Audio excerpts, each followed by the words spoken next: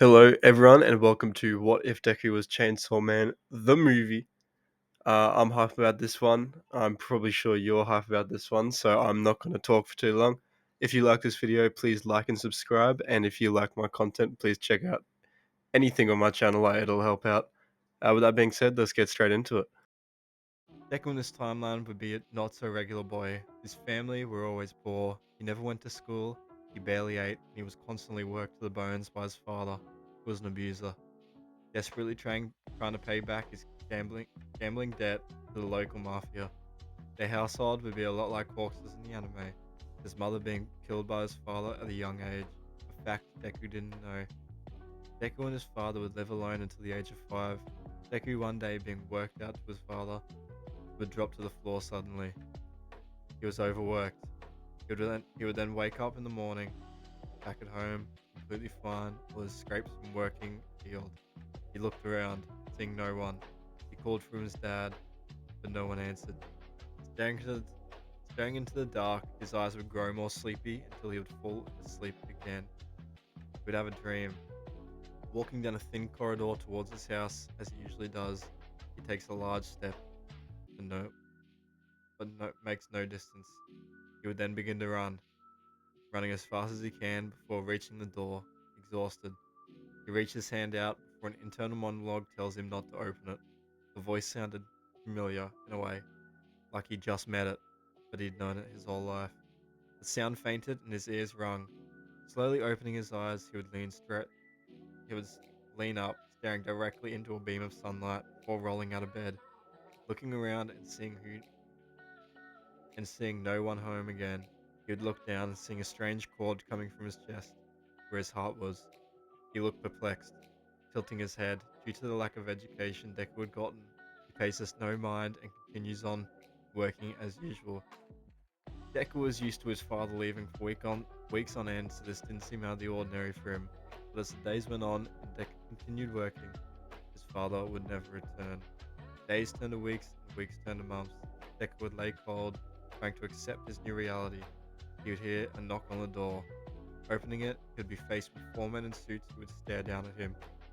Deku asks them who they were, and one speaks. We were old associates of your father. He owed us a lot of money, kid. Well, he went cold turkey on us. Deku looked up, confused. They spoke again. Because of that, you have to work twice as hard to make up for it, and have to sell a little bit off. Deku looks down. A voice in his head spoke to him. Pull it, Deku. You can rest. Leave the work to me. Deku, feeling a calm, would pull the wire that came from his chest. He would black out, waking up the next day like nothing bad had happened at all, completely forgetting it, pushing it deep into his mind, never to be seen again. His life of working would continue on, saving only pennies for himself, not being able to eat most nights. He would find himself talking to this other voice a lot, being his only source of companionship now that his dad was gone. Years would go by, and Deku would turn 14. He was malnourished and skinny, but hard enough years of fighting just to survive. The voice in his head gave himself a name, Puchita, the Chainsaw Man. I'm gonna say Deku and Puchita are like Tokiyami and Dark Shadow, you know?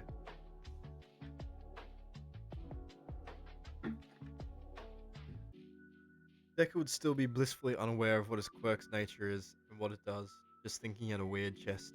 He would always dream big though, dreams of living a lush life in a high-rise apartment surrounded by hot ladies. The mafia would once again come to Deku's house, a common occurrence for money exchange. This time though, Deku was told to come with them. Deku obliged, and they drive silently to a large warehouse at the back of a property in a sketchy area. They would enter the doors, which would be locked behind them. Deku walks in and sees a man standing in the dark. He'd walk towards the man before a large bang is heard and a gust of wind blows the shed away. Deku barely holds on as the man in the shadows turns to face a large brooding man with yellow hair. The mafia men turn and rush the hero, getting swiftly beaten. Deku sits in awe as All Might and the shadowy man begin to fight.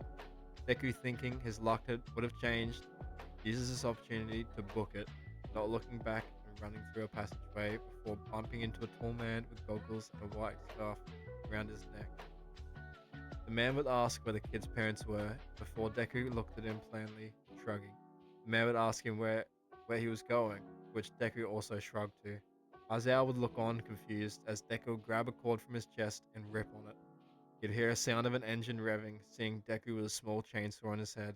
He was laughing like a maniac. Blood was spurting out. Aizawa would cancel his quirk as he saw the amount of blood that was leaking from the boy, picking him up and taking him to UA to be healed by Recovery Girl. Azal, trying to wrap his head around the whole thing, would warn Nezu about the boy's power, saying it was strange. Nezu looked over the unconscious boy, who was currently getting a blood transfusion to replace the lost blood. Immediately, Deku would open his eyes and look around the room, before staring at Nezu and Aizawa, who are currently staring at him. Nezu looks on in amazement. Deku just healed his body with a blood transfusion. Deku just healed his body with a blood transfusion? He thought his quirk was a chainsaw type. He would wait for Deku to recover some more and ask him some questions. Deku being very open about the situation he was in and what's happening in his life. Nezu would keep a calm demeanor and would speak softly. Oh no, that's terrible. Come live here at UA instead. Please, I insist. We will cover all your fees personally and look after you as our own. Deku would smile and see the setup. Nezu would want to Nezu would want to secretly test Deku's quirk while he was at it, seeing the potential of this healing side already. So pretty much, Deku was worked half to death and barely fed. He unlocks his quirk and kills his dad, forgetting about it. He works more, and the mafia people. He works more, and then Uchida makes him kill the mafia people who wanted the money. After hearing about how Deku killed the man, the mafia tell the shadowy figure plans to steal his quirk. He works more and runs away from the mafia, trying to kill him, being saved by All Might and Aizawa. He's taken by Aizawa and they adopt him into UA. Due to this, the sludge villain incident wouldn't happen. The sludge villain would hop out of the sewer and run, being captured by All Might finally before he could harm anyone else. So All Might gives his quirk to Mirio, finding a worthy successor. Bakugo goes through the regular timeline, this time being worse as he didn't have Deku to keep his ego down a little. The 10 months in the UA entrance exam training began and Deku would have only just been taken out to UA. He sleeps for 3 days straight after getting the blood donation, feeling fuller than he's ever felt in his life. He'd then wake up and see Nezu looking over his body, and more importantly at his chest, prodding at the wire protruding from it. Deku looks at him before sitting up. Nezu tells him good morning and Nezu tells him good morning and gets straight to the point. Deku, we want to see what your quirk can do. Deku would tilt his head. He didn't even know what a quirk was. He spent the next 3 months getting up. He spends the next 3 months or so getting used to living at UA and catching up with the world, taking an immediate liking to the hero Ingenium. After this, Nezu would finally begin testing Deku on his capabilities. He was already superhuman, being able to lift up a car with pure strength. His quirk was lacking though, or so they thought. They get a safe distance away and tell Deku to pull his cord one day. Deku obliges. Pulling it, the familiar rev of an engine would be heard, louder than before though. His face immediately changes, the chainsaw ripping through each arm and one protruding at his head. His metallic jaw would open and his tongue would fly out. A laugh would echo around the halls of the auditorium as Deku's chainsaw would begin to spray blood everywhere. Deku would lose consciousness and would have his body controlled by bloodlust, rushing the teachers. Aizawa would turn his quirk off before sighing and looking at Nezu, who was shocked for once in his life. They take him to the infirmary and give him some blood by itself. Nezu testing a theory of his. Deku would spring back to life after taking the blood, his wounds being healed and his chainsaws having retracted. They continue to train his transformation until Deku gets the hang of it, being able to use his chainsaw on both arms and on his head. He also carries around sachets of blood with him just in case he's injured.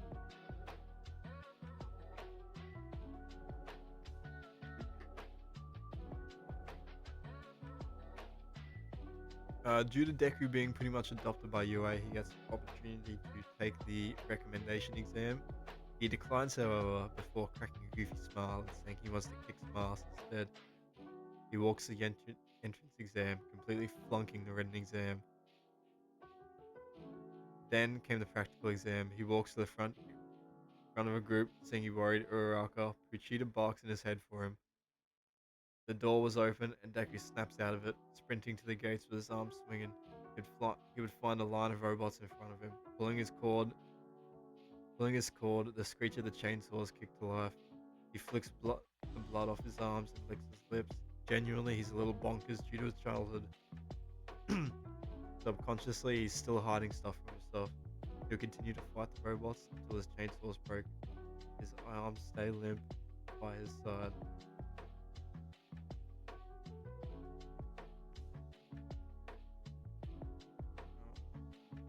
Deku, with just his chainsaws on his head active, stumbles around, about to pass out from blood loss when he sees a girl trapped under some rubble. Immediately, he runs in without thinking. I can't really say what he's thinking because Denji's mind's on some diddy timing, but you know what he's saying. Uh, he leans down and grabs a blood sachet from his belt, drinking it down before laughing manically. He would rip his cord from his chest, the chainsaws stuttering and the engine kicking back to life. Running towards the 0 pointer, he would cut the rubble on top of Uraraka and push it aside, grabbing her and detaching her chain, grabbing her and detaching his chainsaw before throwing her at another student. The teacher's face palm. He looks back at the 0 pointer before going on all fours. The chainsaw's almost sounding happy. He runs in. He puts a mini chainsaw on his feet and uses them to run up the 0 pointer. He would then cut a large section of wiring out, and the 0 pointer would try to squish him. He would cut its arm, slicing it clean in two before jumping off its hands and straight decapitating it. The rest of the examinees are in shock. Deku looks down, not figuring out how to land. He would fall, screaming, as Uraraka would limp over. Just as he was about to fall, Uraraka would slap him, and he would still slam onto the floor, just not as hard. There was a crowd that formed around him. He looked broken. He twitched and spoke in tongues. Recovery girl pulled everyone aside, pulled the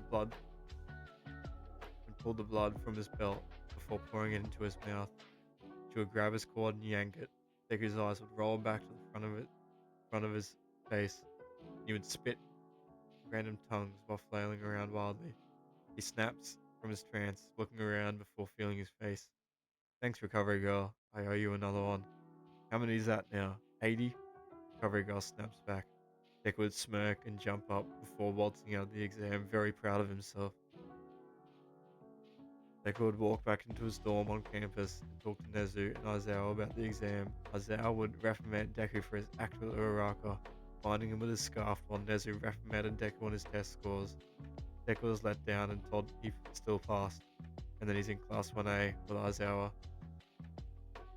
Deku was excited, wondering what his classmates will be like and what proper schooling will be like. For the weeks following, he'll go shopping and buy some appropriate clothes, as all of his were munted. Deku walks into class on the first day of school. Walking in early, he would see Bakugo sitting with his feet on the desk, with the heater telling him off. He scans the room, seeing the half-empty room staring back. He would look at an imaginary watch before turning back and walking out the door. The class looked confused, going silent before Deku was slammed through the door by Aizawa. Sit down and shut up. We'll be doing a test, so get your gym clothes on. The class is still trying to wrap their heads around.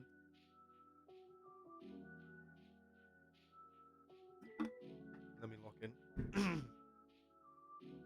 The class is still trying to wrap their heads around the clear domestic case that just occurred in front of them.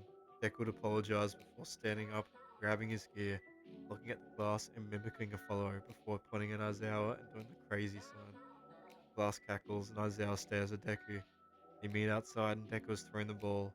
Aizawa explains the rules and Deku throws it, getting his quirk erased and still getting 100 meters. Everyone is low-key impressed before Aizawa tells him to throw it with his quirk. Everyone's dumbfounded. Deku pulls his cord. This time, only one arm transforms. He lets the chain down before trapping it around the ball. He throws it before yelling he's gone fishing. Yanking it forward, he would launch it. It will go 1,200 meters. No one speaks. No one speaks. Deku walks back to the line and starts staring around. They continue the rest of the test, and Deku actually gets third place, being behind Bakugo and Momo. I'm gonna say this timeline that no one is expelled, as Deku continues with school, being a general nuisance.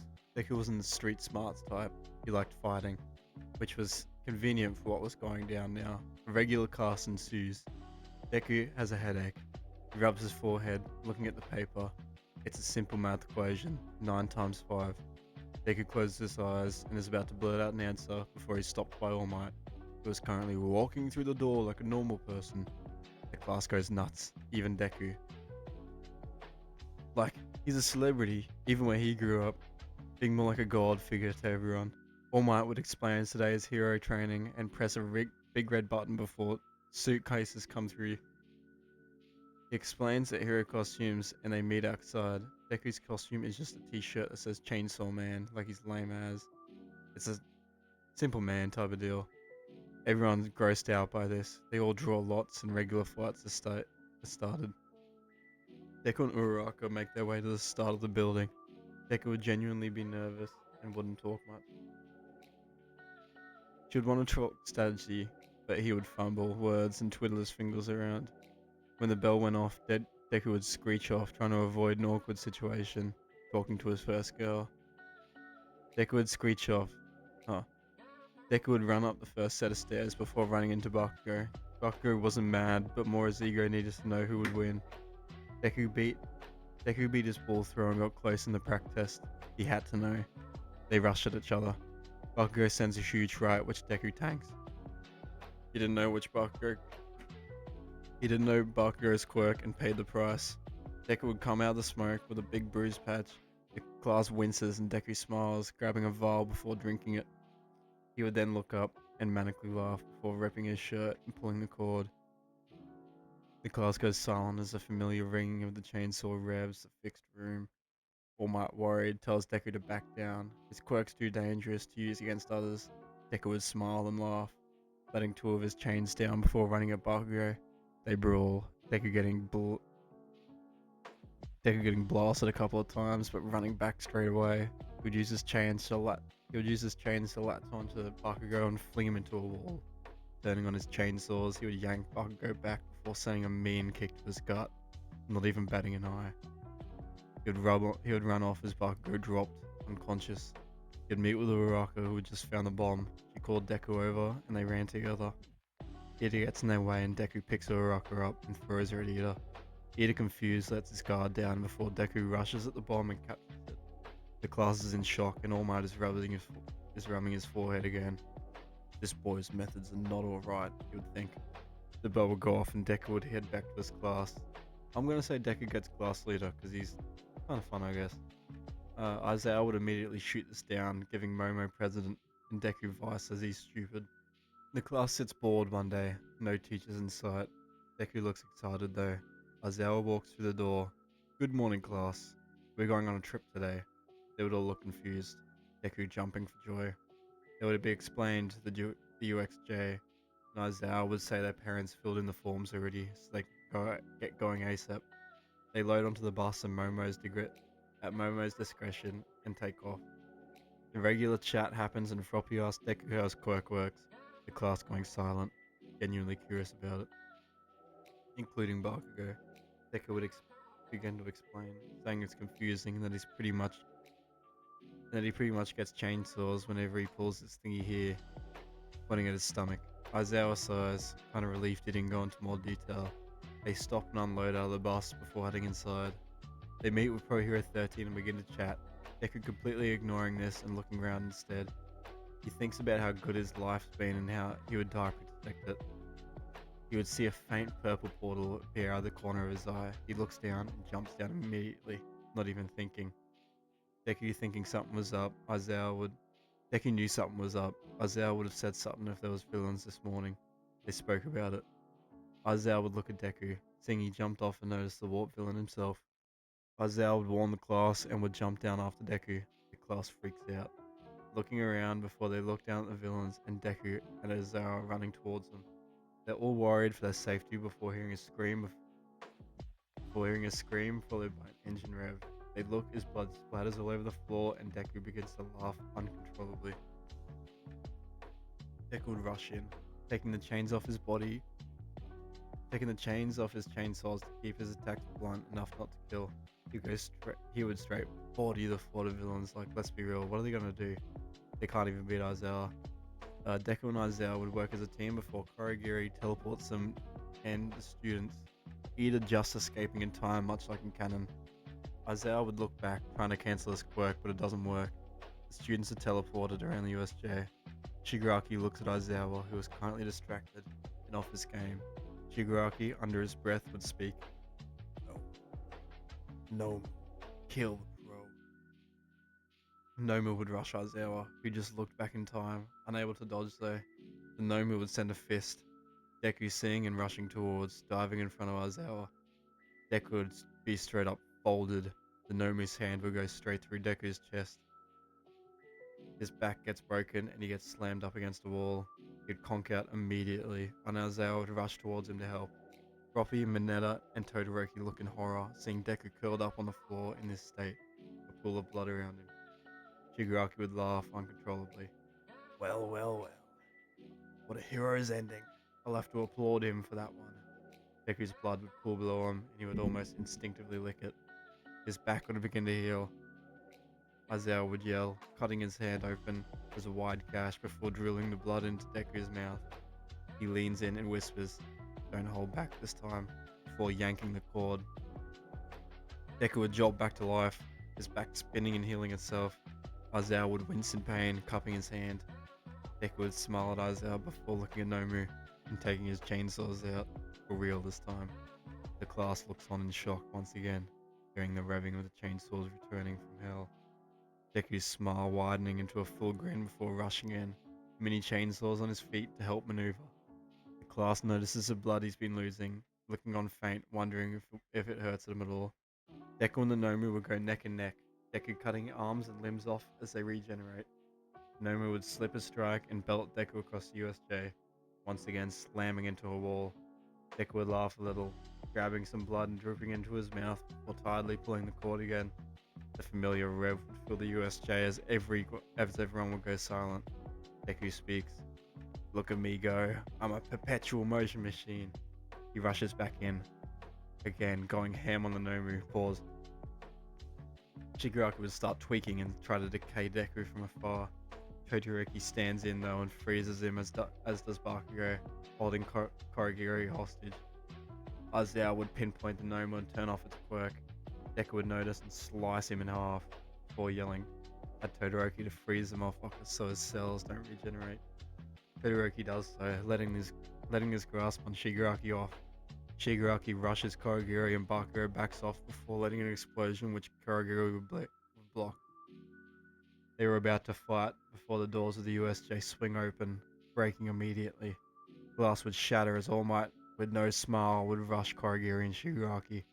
Watching them try to kill Bakugo just a second ago, All Might would rush at them and would slam Shigaraki, who didn't get teleported in time. Korigiri would run away before dragging Shigaraki with him, who was half dead on the floor. All Might looks around, seeing no one hurt except Aizawa, seeing lots of blood around though. It looked like a war zone. Aizawa would thank him for the save before rushing to Deku's side, who would have lost too much blood. Aizawa takes one of Deku's pouches and pours it in. Pulling the cord and reviving him. The class is gathered together and questioned by the police. Deku in particular is pulled aside, being questioned by the chief himself and All Might. They want to know every detail and why Deku had to kill. Deku explains himself, saying that thing wasn't human, and he did what he had to do. The policeman agrees and they send him off, but not before asking him about his quirk. All Might in particular is curious about it. He says he saw Aizawa pouring blood into his mouth. Deku would look at the both of them before saying, "Well, I guess I can't lie." He would then explain his quirk to them, his upbringing and how he's borderline immortal. The police chief and All Might are shocked. Even Nezu didn't tell him about Deku. They must be keeping this under wraps completely. All Might would be kicking himself for not picking Deku for one for all. An immortal hero who's cleared with clear determination being a symbol for a lifetime coming. A lifetime's coming. Deku was released, going home to Yua and explaining to them what he had to do at the cop station. He then goes to his room and rests, once again having the same dream again, this time more vivid. Deku would return to class once again, and after a week break, Deku didn't do a lick of training, instead going shopping and being a slacker. Isaiah would pop in with no injuries in this timeline. He does have a scar on his left hand though, as a bet on the future generations. Like a, Shanks reference. What the hell? Isaiah would go on to explain the UA Sports Festival, a fact Deku knew already as he saw the facility setting up days prior. He would explain the severity of it, talking about internships and offers from pro hero agencies. From there, work in the UA, work in the UA Sports Festival. He'd warn them all that eyes will most likely be on them, and all as they just went through a villain attack, and that it's no pressure. The class looks defeated before being dismissed and given 1 week to train. Deku figures he won't be able to use his chainsaws in this, at least not with the chains, and he needs to find a way to win without resurrecting if possible. He'd think hard, putting a pair of glasses on and staring at a notebook, pen in hand. This continues for the next 2 hours until an idea pops into his head. He jots it down and starts drawing to expand on it.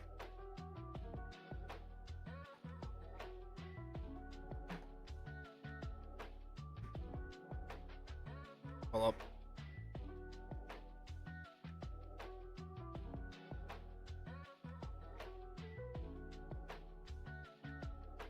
Big ass storm outside. Deku wakes up late the day of the sports fest. Looking at his clock, he would rush out of bed. Looking back on his clock, Deku wakes up late the day of the sports fest. Looking at his clock, he would rush out of the bed, putting on his sports uniform, rushing out of the house. He'd make it just in time for the entrance ceremony, completely forgetting he had to write a speech. A fact he was told again by Aizawa yesterday, for the task he was supposed to do last night. He was called up to the stage, looking around, saw a crowd waiting in anticipation. I forgot to write a speech, he would say before bowing his head a little. The crowd would boo and Deku would skitter away from midnight. He hushes everyone and spins a wheel, landing on an obstacle course. Class stares, daggers. He single-handedly made the whole class stupid, had to prove himself. Deku and the cohort line up at the entrance to the tunnel. Deku looked around, seeing Todoroki and Bakugo staring daggers at him. He made a face, and as soon as the whistle blows, he jumps and uses the crowd to boost him. This would mean he dodges Todoroki's ice, and would be coming in hot in first place. Todoroki and Bakugo fight to stay in second as Deku blitzes them, dodging every obstacle and running past the zero-pointer. But Bakugo and Todoroki abandon any restraint and start running full speed to catch up. Deku hadn't even used his quirk yet. They catch up and annoyed, start fighting with Deku whilst he was running. Deku barely dodges and loses his footing, almost falling into the pit. They fly and freeze over it. Deku would have to improvise. Looking down at his chest, he would pull out his cord and yank it. The crowd goes silent as a strange humming begins. Bakugo and Todoroki go wide-eyed and start running even quicker. Deku laughs and flings himself into the pit before his chainsaws came out, not letting the crowd see his blood. He would use his chains to swing across the canyon, catching up with Todoroki and Bakugo. He would latch his chains around them and lift them up into the air, about to throw them into the floor. Bakugo does a focused AP shot and gets loose, and Todoroki freezes the chains. They break loose and run into the finish line. Deku getting second place as Todoroki would put some dog move and freeze the finish line, freezing Deku in place. Todoroki would get first, Deku would get second, and Bakugo would get third. Bakugo is pissed. He looks at the other two, finally getting a bit of a reality check after 15 years of being the best. He clenches his fist.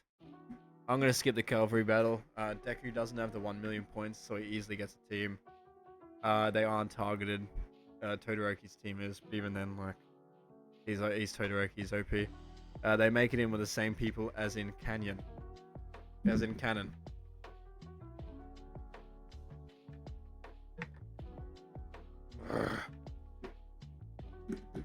Deku was then thrown into the 1v1 battles against Shinso, much like in canon. Now, Deku is a dumbass, let's be real. A more punch first, talk it out later type of guy. Shinso would immediately start talking shit. Deku would get pissed and fall for his trap. Deku would be booted out just like that. Deku wakes up outside the ring. He looks around, falling to his knees in defeat. Let's be real, Deku ain't winning against Shinso. Like, he isn't going to figure out his powers anytime soon. He'd walk out of the stadium and meet the rest of his class in the stands, getting 10th all up. Deku was genuinely seething over his loss, thinking it's unfair he lost to shit talk.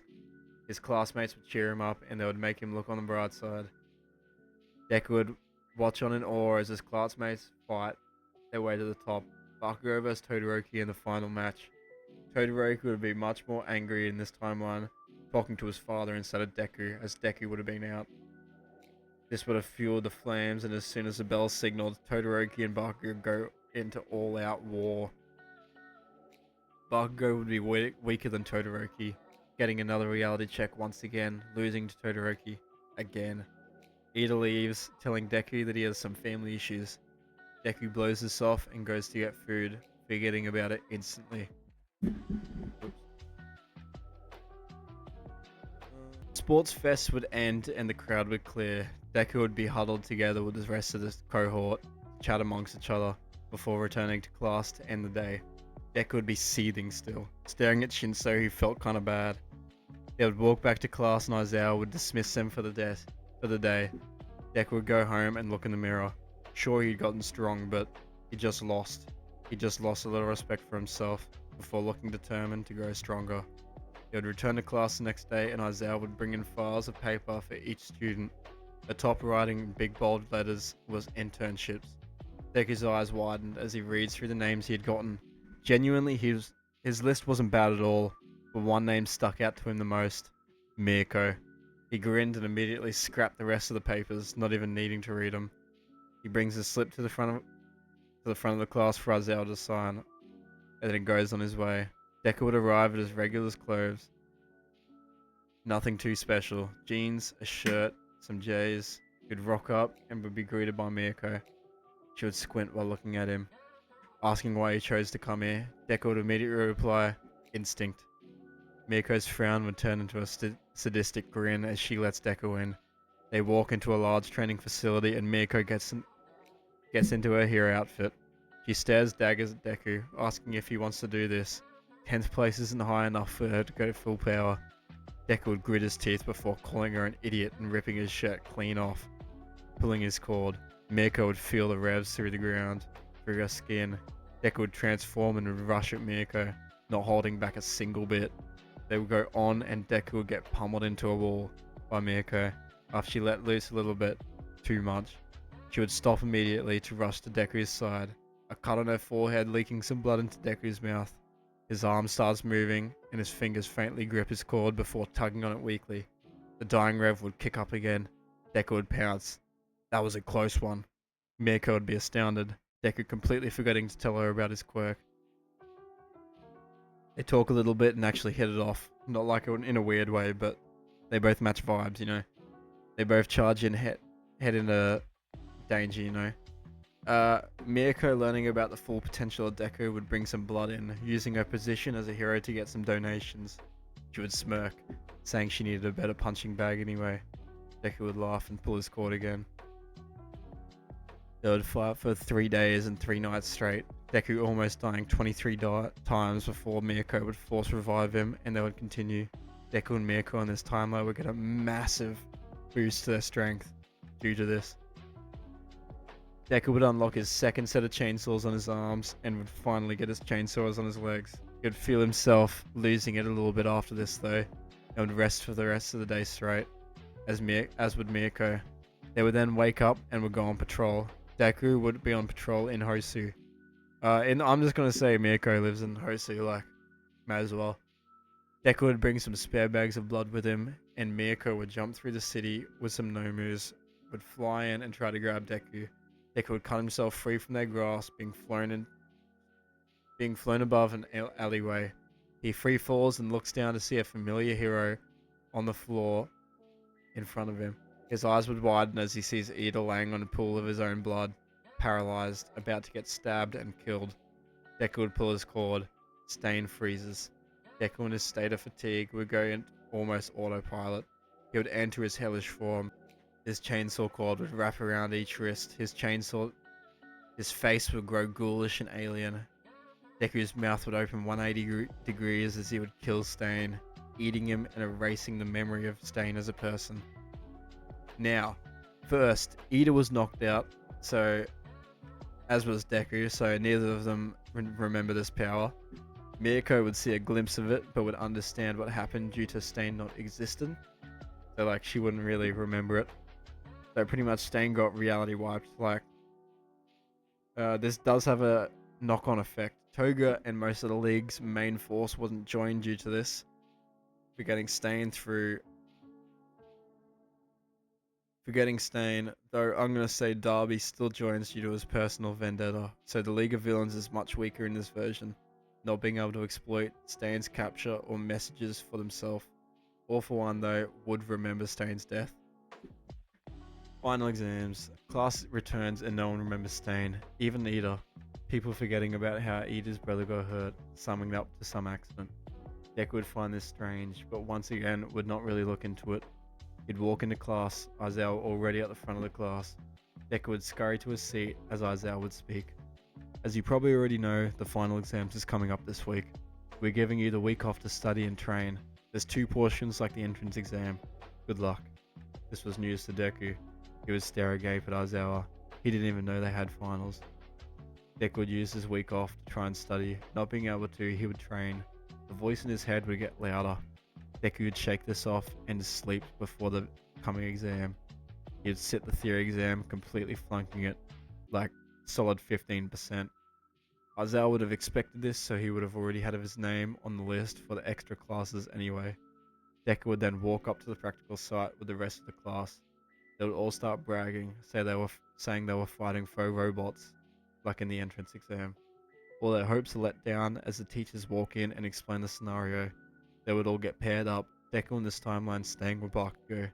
Everyone's team would get paired up with the teacher, leaving Deku and Bakugo last, as All Might jumps in, landing, looking ultra serious. Deku and Bakugo look at each other and grin widely, before looking back at All Might.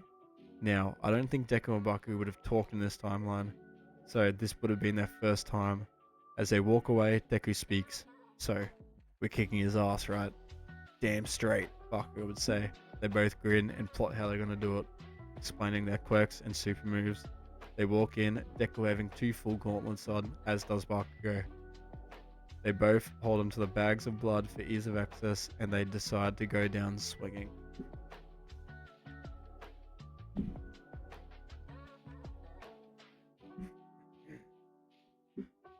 Bakugo and Deku walk through the gates. They stretch a little and then grin at each other. They were about to start running as a huge gust of wind would approach. They hurriedly dip into a nearby alleyway as rubble was flying in their way. Bakugo looks on, not figuring All Might had this amount of power.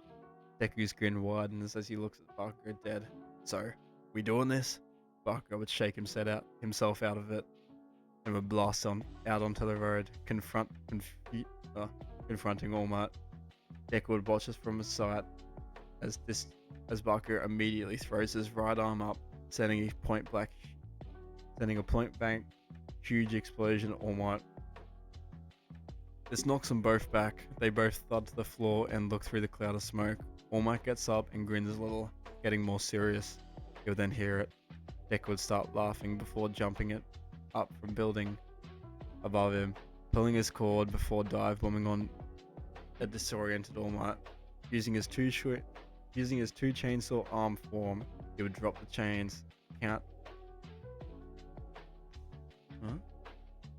contorting before swinging a full 360, hitting All Might right in his weak spot accidentally. All Might would once again go flying. Bakugo would then back him up, sending a second explosion at All Might. The class goes silent. They're straight jumping All Might. No time to move, no time to breathe. Aizawa's impressed. He sees their teamwork. He sees it as a huge improvement for the both of them. Deku would come from behind All Might and wrap his legs in chain, throwing him into the air. All Might would be sick of this, looking down before sending a gust of wind at them at 80%. They would be thrown back. Deku splattering against the wall and dropping unconscious. Bakugo would shake himself awake and grab his blood bag, pouring it into Deku's mouth and ripping his cord. Deku jolts alive, his eyes rolling back into the front of his head. He'd begin manically laughing again. Bakugo tells Deku to hold off for him for a minute while he rests. That last blow knocked him a little bit. Deku would say happily before jumping off. Stumbling a little before rushing at full speed at All Might, he would use his chainsaws on each of his body part, one on each leg, each foot, each arm, and each head. All had no chains as not to cut All Might accidentally. He would start boxing with All Might, using his chainsaws as a defense and an offense. They would fight a little.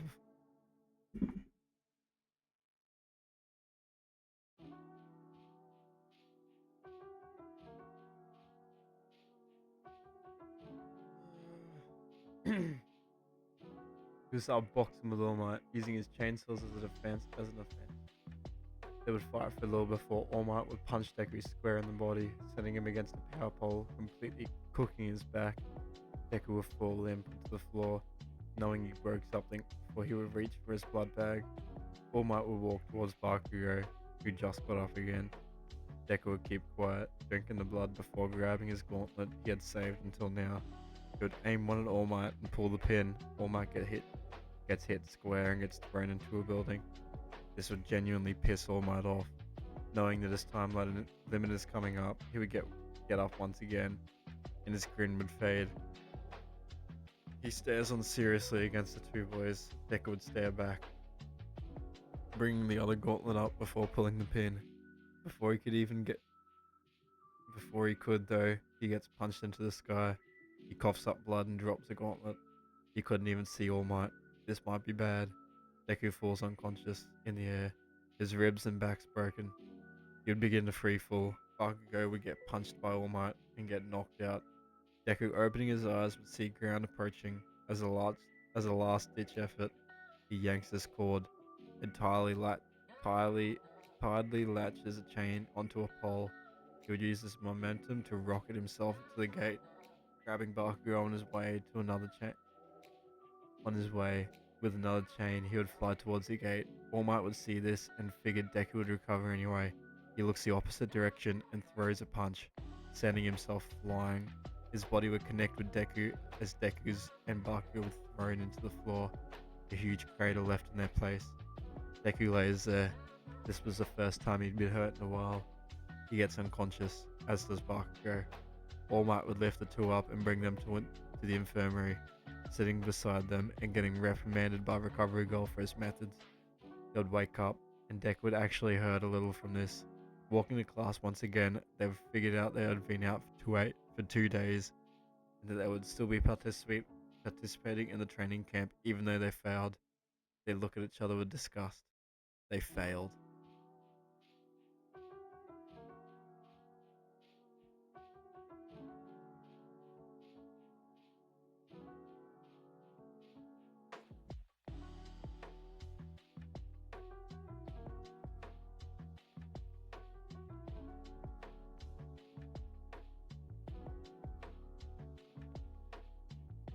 The class loads onto the bus, heading off to the training camp.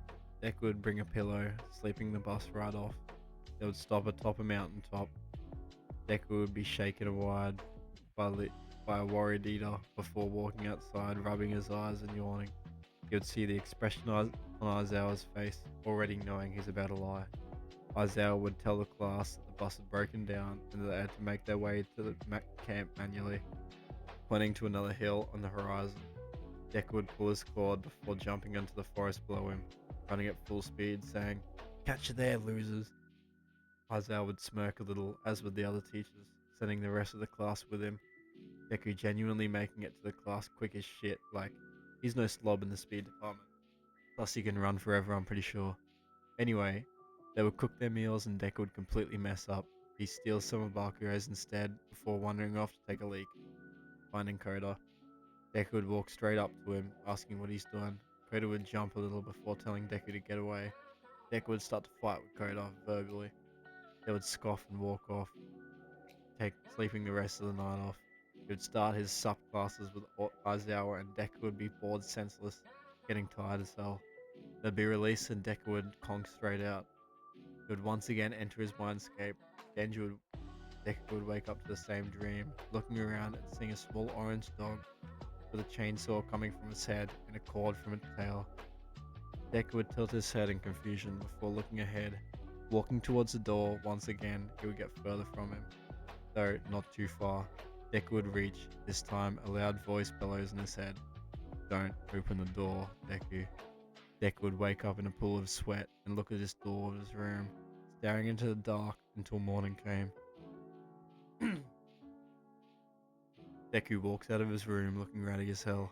Aizawa would have noticed and given Deku a cheeky coffee. They begin to train.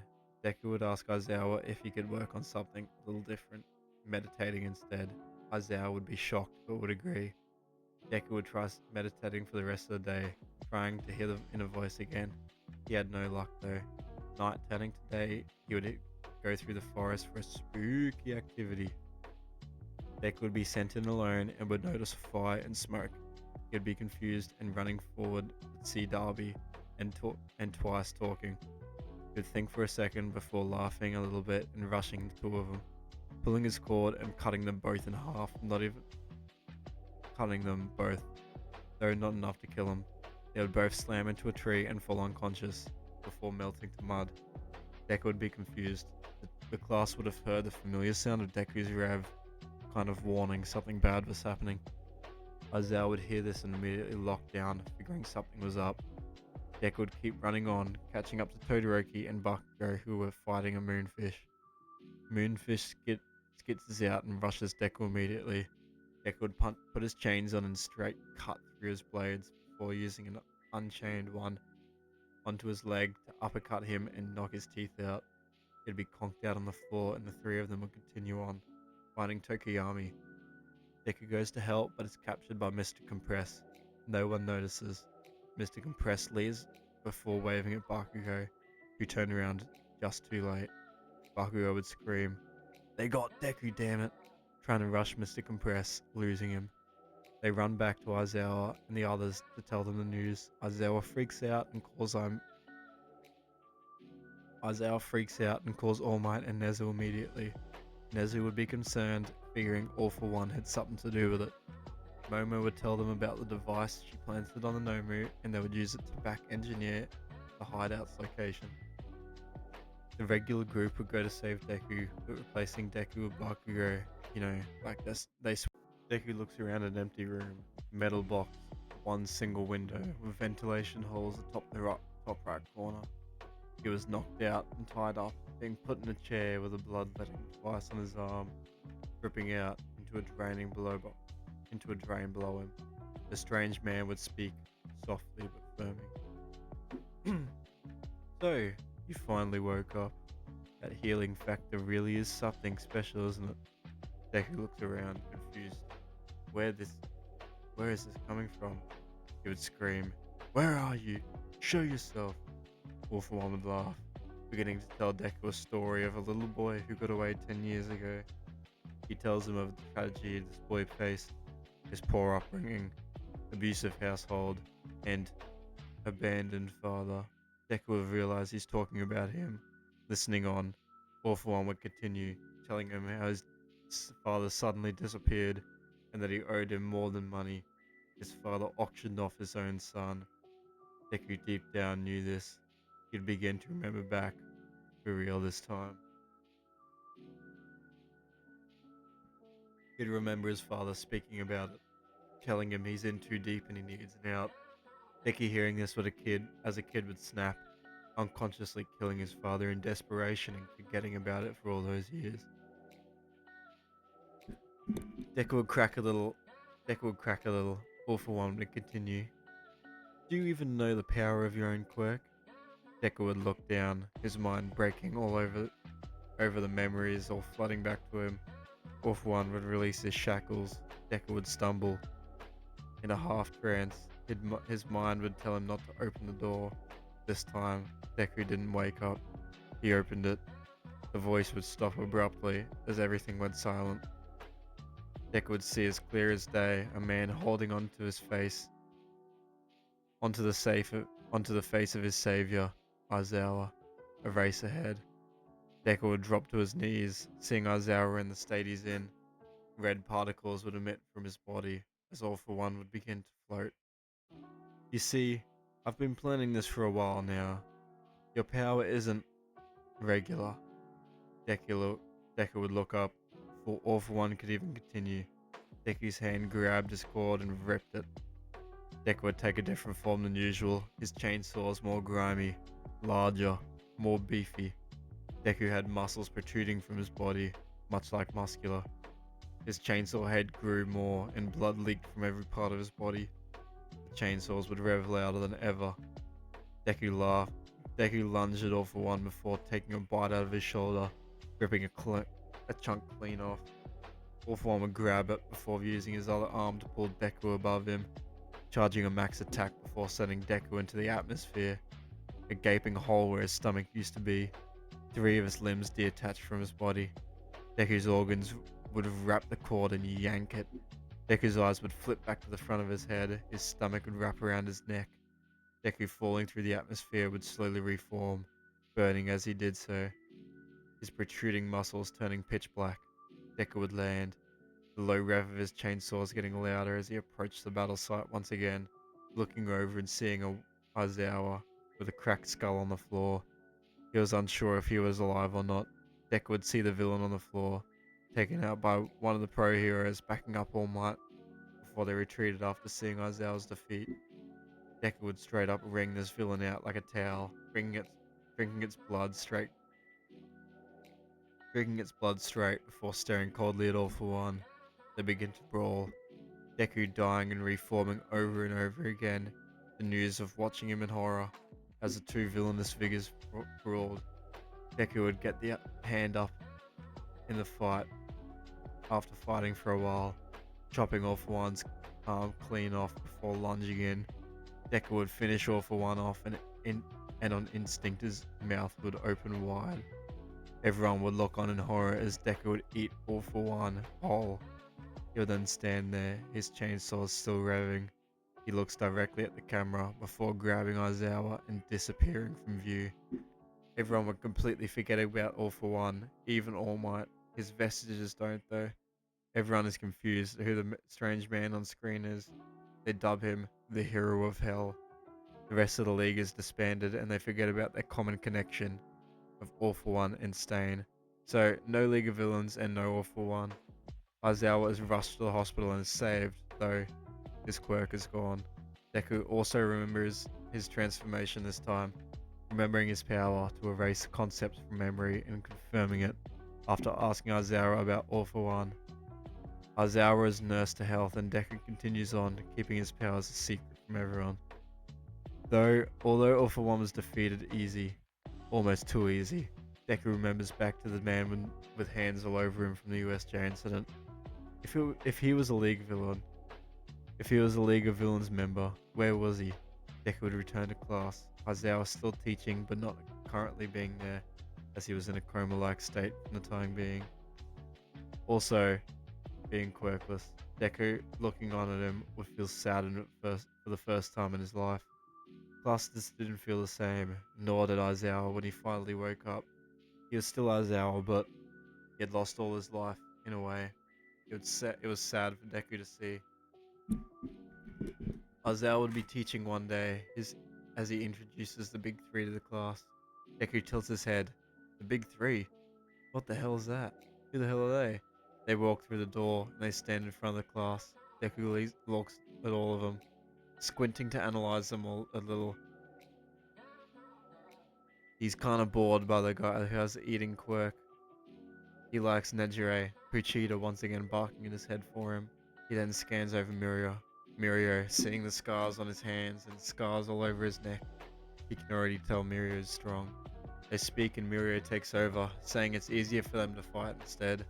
They would start fighting, and Deku not being allowed to partake this time, in case he goes mental again. Deku knows he won't, but agrees anyway, thinking it's better to obey Aizawa for the time being. while he's down. Mirio blitzes the class like in 30 seconds. Deku looks in amazement. He was crazy strong. He can teleport? Why was he naked though? Aizawa would grin a little before nudging Deku. Yo, Deku, get that strong for me one day, eh? Deku would look at him and grin. Oh, I can do that. Deku was recommended by All Might to Night Eye in this timeline as there's a bond fixed as All Might took Mirio on as his successor. Night Eye doesn't like the idea but agrees anyway, doing the usual test with Deku, which he actually passes on the more comedic side of it, though unintentionally. They'd begin the patrols the next day, Deku walking in with Mirio, thinking back to a convo he had with Night Eye about a certain man. Overhaul. He explains his empire and Deku gets a weird feeling about it. He shakes his head and looks around. Looking down the alleyway, he could see a small girl running towards him covered in bandages. Deku would look down at the girl clinging to him. Deku would remember himself at that age. He sees himself in the girl and relates to her struggle. He puts her behind him and walks towards Overhaul. Mirio would try to take the easy way out. Deku would laugh before pulling his cord again. Mirio's face palms and powers up. They kick Overhaul into the air and to not destroy the stuff on the floor. Deku and Mirio jump. They start beating Overhaul 2v1, and their strength is crazy. Overhaul would see this life flash before his eyes. He touches himself, pause, and breaks himself down, reassembling himself back to normal again, reverting the damage. He would press onto his right ear and would speak. Back up would help right now. Deku rushes Overhaul, then all falling to the ground. Deku would get the same feeling in his gut, a feeling of death and imminent. He would look down, seeing a man in a red coat rushing towards them. Due to his injury in the USJ, he would only have been put into the tube thing a lot earlier, gaining All for One as a result. This is why All for One died pretty easily in Casino. Deku would see him approaching at top speeds and wouldn't know what to do. He'd block, but being touched by Shigaraki and begins immediately decaying. Deku would grasp his hand and kick Shigaraki off, Mirio noticing and pulling Deku away, landing on the floor and falling back up from Night Eye. They face down, a healed Overhaul and buffed Shigaraki. Mirio would start to fight Shigaraki. His power is strong, but due to his quirk and the other quirks haven't manifested yet, being held off by the wielders as not to break Mirio's body. He would use One for All at 100% plus his quirk to do some damage to Shigaraki, though his healing factor can't keep up. Can't Though due to his healing factor he can't do much. Deku would see this and would know what he had to do. Pulling his cord once again, he would jump in right before Mirio is about to get beat, taking the blow instead. Deku would smash into a million pieces before reforming. He rushes Shigaraki once again. The battle would continue on. Deku and Shigaraki blowing each other and slicing each other up hundreds of times, reforming and fighting on again. The regeneration kicks into overdrive and they land blow on blow. Shigaraki would rush Deku, his arms force evolving and surrounding Deku. Deku would spring around and cut his way out. Shigaraki, utilizing his adaptations, would send a hand at Deku, loping him and touching him. Deku would decay and regen, both equal footing. Though due to Deku's blood running out, he would begin to decay quicker. Mirio's footing. Mirio looks at this from afar, seeing the situation Deku was in. He knew what he had to do. He rushes at Shigaraki. Shigaraki tries to kill him, but he phases through it, kicking Shigaraki away before cutting himself and dripping it into Deku's mouth. He would then kickstart his chainsaws once again, revving louder than ever. Deku feeling a power like he'd never felt before. He rushes at Shigaraki, swinging a single time at the entire block. Swinging a single time, the entire block and houses, trees, cars, and everything would be cutting clean in half. Shigaraki looks down. His body was detached. Deku moving at speeds he didn't know he thought could be achieved. Cut Shigaraki down, mincing him up. Shigaraki would reform. Deku wouldn't know what's happening. He punches Shigaraki and gets sent to his mindscape, seeing the past wielders, a small orange dog and a crying boy. Deku would look around. The wielders look at him and he pants a little. The crying boy again, up again. The crying boy would look at Deku before getting up again and attacking Deku in his mindscape. They cut to real life, and Shigaraki punches Deku and tries to steal his quirk. Deku feels a contact and opens his jaw 180 degrees, biting a chunk out of Shigaraki. He would fall, blood spraying everywhere. His regeneration was failing him. Shigaraki looks on. Deku looks more monstrous at this point than human. He looks worse than Shigaraki. He backs up. Deku follows him down. Chainsaw is active and chains Shigaraki up and pulls him. Shigaraki is almost crushed before he's decapitated by Deku. Shigaraki is killed and Overhaul gets bodied straight after. Deku swoops in and defeats Overhaul, destroying his arms. Deku got rid of 90% of the main villains in My Hero Academia, erasing their existence completely. Due to this, the world is genuinely a better,